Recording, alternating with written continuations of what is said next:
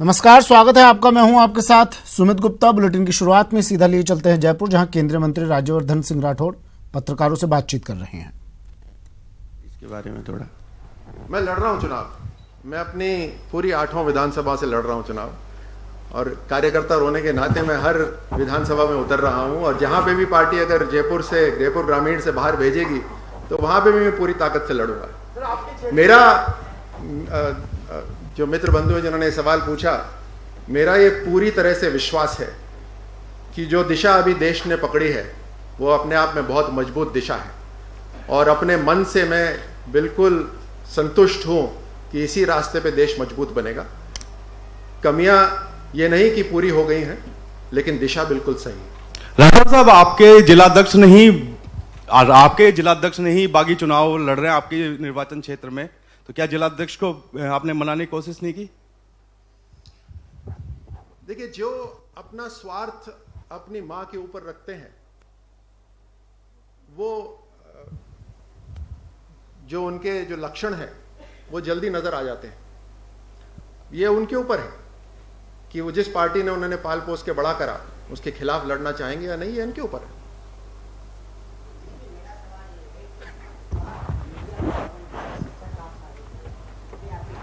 जी, मैंने 10-15 सवाल तो यहां दबा रखे हैं, नहीं तो उठ जाते सर। मीडिया, मैं इसको क्लियर कर दूं। प्रश्न ये है कि आपकी पार्टी मीडिया का दमनकारी तरीके इस्तेमाल कर रही है, तो मैंने इनका जवाब दिया है कि मैंने यहीं पर ही प्रेस कॉन्फ्रेंस में 10-15 प्रश्न दबा दिए। ऐसा तो नहीं है ना मित्रों? एक बार क्लियर कर लेते हैं, नहीं तो यही चलेगा टीवी के ऊपर। क्लियर है ना? कोई प्रश्न दबा तो नहीं है ना? चलिए सर, एक सवाल है।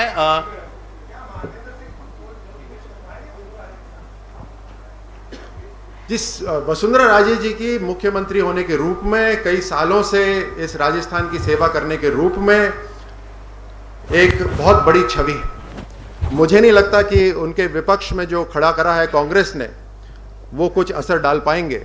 मुझे लगता है कांग्रेस ने उनको पूरी तरह से एक्सप्लॉइट कर लिया है। राठौर सर, एक शॉकिंग इंसिडेंट घटा है अमृतसर के अंदर। अमृतसर में एक निरंकारी भवन में एक प्रोग्राम चल रहा था, सडनली वहां ब्लास्ट हुआ, तकरीबन 3 लोगों की डेथ हो गई है, 10 से ज्यादा लोग इंजर्ड हैं। इस पर क्या कुछ कहेंगे? मुझे इस खबर के बारे में पता नहीं है। अगर ऐसा है तो मुझे यकीन है कि वहाँ की जो पुलिस है इसकी तहकीकात करेगी, और किसी भी तरह की हिंसक घटना पूरी तरह से निंदनीय है। ये देश एक ऐसे माहौल से गुजर रहा है जहाँ पर आतंक बढ़ता जा रहा है, लेकिन फिर भी मैं इस देश की ताकत समझता हूँ कि इतना विविधता होने के बावजूद भी जिस तरह से बाकी देश क्षतिग्रस्त हैं आतंक से, हमारा देश अभी भी बहुत मजबूत है। सर, ये इस देश की परंपरा और एक साथ मिलकर रहने की जो ताकत है उसी के कारण है। सर, ये जो धमाका हुआ है वो एक धार्मिक सम्मेलन के दौरान हुआ है। क्या आपको नहीं लगता चुनावों का वक्त है और अस्थिरता या इस तरह से कम्युनलिज्म फैलाने की कोशिश का हिस्सा हो सकता है ये? देखिए, अभी मेरे ख्याल से कल ही मैंने कुछ खबर पढ़ी थी या किसी ने मुझे कहा था कि कोई आतंकवाद। केंद्रीय मंत्री राज्यवर्धन सिंह राठौड़ पत्रकारों से रूबरू होते हुए उनके सवालों के जवाब देते हुए। बढ़ते हैं अगली खबर की ओर। कांग्रेस और बीजेपी अपनी सीटों पर उम्मीदवारों के नामों की घोषणा लगातार कर रही है। सूची जारी हो रही है और आज भी आखिरी सूची जारी हो सकती है। क्यों? क्योंकि कल नामांकन का आखिरी दिन है। बीजेपी में नामों के पर मंथन चल रहा है। सीएमआर में बैठक खत्म हो चुकी है। बैठक चल रही थी सुबह से, वो बैठक खत्म हो चुकी है। कोर कमेटी की बैठक समाप्त हो चुकी है।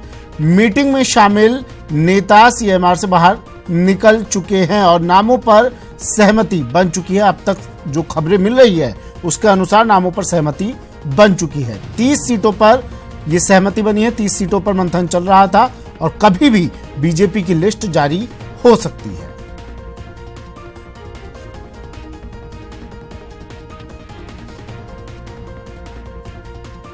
सीएमआर में बैठक हुई खत्म। बीजेपी कोर कमेटी की बैठक चल रही थी, समाप्त हो चुकी है। मीटिंग में शामिल तमाम नेता बाहर निकल चुके हैं। नामों पर जो अब तक खबरें आ रही हैं उसके अनुसार इस बैठक में नामों पर सहमति बन चुकी है। कांग्रेस की बात कर लेते हैं। बची हुई 16 में से 9 सीटों पर कांग्रेस अपने उम्मीदवार उतारेगी। बाकी की सीटों पर एलजेडी, एनसीपी, एसपी और आरएलडी गठबंधन को 7 सीटें दी गई हैं। ये अपने उम्मीदवार उतारेंगे। किशनगढ़ बास, कुशलगढ़ और भरतपुर सीट गठबंधन के खाते में है। मालपुरा, मुंडावर, नगर और बाली सीट भी गठबंधन के खाते में है। बाली सीट एनसीपी, मुंडावर और Malpura RLD, Tijara seat SP, Kushalgarh, Kishangarh बास सीट एलजेडी के खाते में है। भरतपुर सीट भी गठबंधन के खाते में जाएगी।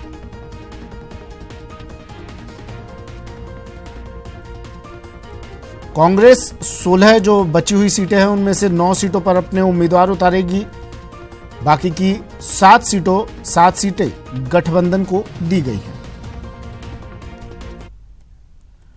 गृह मंत्री राजनाथ सिंह ने राजस्थान विधानसभा चुनाव पर बयान देते हुए कहा कि चुनाव के लिए पूरी पार्टी एकजुट है। राजनाथ ने प्रदेश में पूर्ण बहुमत से सरकार बनाने का दावा किया। बहुत सरफुटबल हुआ वहां पर अध्यक्ष पद को लेकर। आपको लगता है सारा गतिरोध खत्म हो गया? थोड़ी चिंता है राजस्थान को लेकर। पहले मैं स्पष्ट करना चाहता हूं कि वहां पर कोई ऐसा गतिरोध नहीं था। जब भी किसी नए अध्यक्ष का मनोनयन करना होता है तो स्वाभाविक रूप से पार्टी के बहुत सारे लोगों से बातचीत की जाती है, एक सहमति बनाने की कोशिश की जाती है और वही रास्ता यहां भी अपनाया था हम लोगों ने राजस्थान में। सिर्फ फुटबल राजस्थान में ऐसा नहीं था। पूरी पार्टी एकजुट है और पूरी ताकत से चुनाव लड़ रही है। और आप देखिएगा, जिस राजस्थान के बारे में तरह तरह की लोग बातें करते थे कि इस बार राजस्थान का क्या होगा, इस बार राजस्थान का क्या होगा, मैं तो पूरी तरह से आश्वस्त हूं कि राजस्थान भी हम स्पष्ट बहुमत के साथ जीतेंगे। और देखिए, अब सभी इस बात को स्वीकार करते हैं, माने पॉलिटिकल जो ऑब्जर्वर हैं वो भी स्वीकार करने लगे कि भारतीय जनता पार्टी तेजी से राजस्थान में इंप्रूव कर रही है। अब यह पूरी संभावना हो गई है कि भारतीय जनता पार्टी वहां सरकार बना लेगी। लेकिन काफी वहां जो रिपोर्ट आ रही है हम लोगों के पास कि एक्टिंग कैपेसिटी बहुत ज्यादा है। वसुंधरा जी की कार्यशैली से कार्यकर्ता बड़े नाराज थे और इसको लेकर मनोबल काफी गिरा हुआ है। तो आला कमान की तरफ से कोशिश हुई कि सब कार्यकर्ताओं को एकजुट किया जाए। वहां संघ वाले भी नाराज थे, उनको एकजुट किया जाए। पार्टी के कई बड़े नेता अलग थलग जो पिछली बार भी बैठ गए थे, तो पार्टी एकजुट है इस बार। यह सब सारी खबरें जो आपको मिलती थी पहले मिलती थी, आज चले जाइए। इस चुनावी जंग में पूरी पार्टी, पूरा परिवार एक साथ खड़ा हुआ है। नेता प्रतिपक्ष रामेश्वर डूडी बीकानेर पहुंचे और न्यूज 18 राजस्थान से उन्होंने खास बात की। उन्होंने बात करते हुए कहा कि जिताऊ उम्मीदवार को टिकट दिए गए हैं। बीडी कल्ला की टिकट क्राइटेरिया के तहत कटा है। मेरा नहीं है टिकट कटवाने में कोई हाथ। न्यूज 18 राजस्थान से बात की। रामेश्वर डूडी ने कहा कि बीडी कल्ला का टिकट कटवाने में मेरा कोई हाथ नहीं है। क्राइटेरिया के तहत उनका टिकट कटा है। सिर्फ जिताऊ उम्मीदवार को इस बार टिकट दिए गए। टिकटों का जो वितरण हुआ है बहुत ही अच्छे तरीके से हुआ है। अच्छे उम्मीदवार उतारे हैं, क्योंकि हमने पूरे पिछले 15 दिनों से हम चर्चाएं कर रहे हैं। चर्चाएं हमारी साकार रही और आम कार्यकर्ताओं की भावनाओं के मुताबिक हमने पार्टी का जो कर्मठ कार्यकर्ता था, पार्टी के लिए जो खून और पसीना बहा रहा था, उसने पूरे 5 साल तक इलाके के अंदर मेहनत और कोशिश करी है। उसी बदौलत जो है हमने उम्मीदवारों को उतारा है और हमारी लिस्ट अच्छी है, अच्छे उम्मीदवार हैं और मैदान में सारे उम्मीदवार जा चुके हैं और पूरे मजबूती तरीके से चुनाव लड़ेंगे और कांग्रेस भारी बहुमत से जीतेगी। जहाँ सवाल है, बीडी कल्ला जी नो डाउट हमारे राजस्थान प्रदेश के एक सीनियर नेता हैं, क्योंकि जो एक क्राइटेरिया बना कि पिछले लगातार 2 चुनाव जो 8 और 13 का जो हारे हैं उनको टिकट पूरे राजस्थान के अंदर नहीं दी गई। उसी क्राइटेरिया के अंदर आने की वजह से उनका टिकट कटा है। हमने ये वापस निवेदन भी करा है कि राजस्थान के अंदर ऐसे सीनियर जो लीडर है, जो शोर सीटें हैं, क्योंकि उन नेताओं एक झटके लग रहे हैं। सिकराय विधायक गीता वर्मा आज बीजेपी छोड़कर भारत वाहिनी पार्टी में शामिल हो गई हैं। टिकट न मिलने से गीता वर्मा नाराज चल रही थी।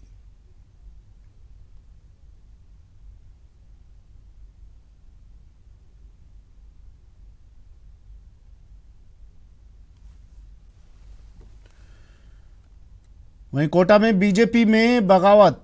राजावत के समर्थकों ने जाम लगा दिया है। लाडपुरा विधायक हैं भवानी सिंह राजावत। कोटड़ी चौराहे पर टायर जलाकर ये लोग राजावत के समर्थक प्रदर्शन कर रहे हैं।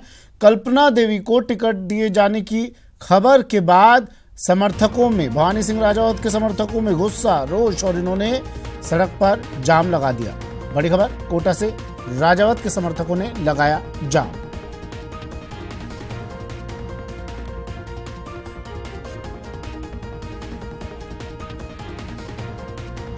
शाकिर मेरे से हो गया हमारे साथ सीधा, कोटा से जुड़ गए हैं। शाकिर, भवानी सिंह राजावत के समर्थक हंगामा कर रहे हैं, जाम लगा है इन्होंने, क्या तस्वीरें वहां से, क्या कह रहे हैं ये लोग? 2 मिनट रुक जाओ कार्यकर्ता। जी देखिए, भवानी सिंह राजावत लाड़पुरा से 3 बार विधायक थे और इस बार जब टिकट कटा है उसके बाद से कार्यकर्ताओं में बड़ा रोष है। कार्यकर्ता जो है, तमाम पदाधिकारी और कार्यकर्ता यहाँ पर जुटे हुए हैं, इस्तीफे देने की बात की जा रही है। इससे पहले जो है इन्होंने जाम लगा करके विरोध प्रदर्शन किया, कोटरी चौराहे पर जाम लगाया और इनका कहना है कि जो पूर्व सांसद जो है इजराज सिंह, उनकी पत्नी को जो है प्रत्याशी बनाया जा रहा है, कल्पना देवी को, इस तरह की खबरें आ रही है। उसके बाद से जो है कार्यकर्ताओं में बड़ा रोष है। भवानी सिंह राजावत खुद मेरे साथ मौजूद है, उनसे बात करते हैं। जी नेताजी, कार्यकर्ताओं में बड़ा रोष है, आपका टिकट कट गया, इस तरह की बात अभी सूची तो नहीं आई है लेकिन खबर आने के बाद से ही रोष हो रहा है। देखिए, ये कार्यकर्ताओं की भावनाएं हैं, कार्यकर्ता उद्वेलित हैं, कार्यकर्ताओं में आक्रोश है और जिस तरह की खबरें कार्यकर्ताओं के पास आई है कि लाड़पुरा में पैरासूट उम्मीदवार पार्टी उतारकर कार्यकर्ताओं की भावनाओं को कुचलना चाहती है। देखो, मैंने तो पहले ही कह दिया था कि ये मेरे जीवन का आखिरी चुनाव है और उसके बाद मैं इन कार्यकर्ताओं को ही आगे बढ़ाना चाहता था और मुझे तो भरोसा है पार्टी के ऊपर कि अब भी वो विचार करे, क्योंकि लाड़पुरा का कार्यकर्ता है, इसने 3 बार ये सीट जिताकर भारतीय जनता पार्टी की झोली में डाली है। नहीं चलेगा। और चौथी बार भी पार्टी का कार्यकर्ता आज आतुर है, चाहे कांग्रेस से कोई भी प्रत्याशी आ जाए, लेकिन कार्यकर्ता में आत्मविश्वास है कि वो चौका लाड़पुरा में लगाएगा। बताया जा रहा है कि कल्पना देवी को यहाँ से प्रत्याशी बनाया जाएगा। कल्पना देवी को यहाँ से प्रत्याशी बनाए जाने की बात सामने आ रही है।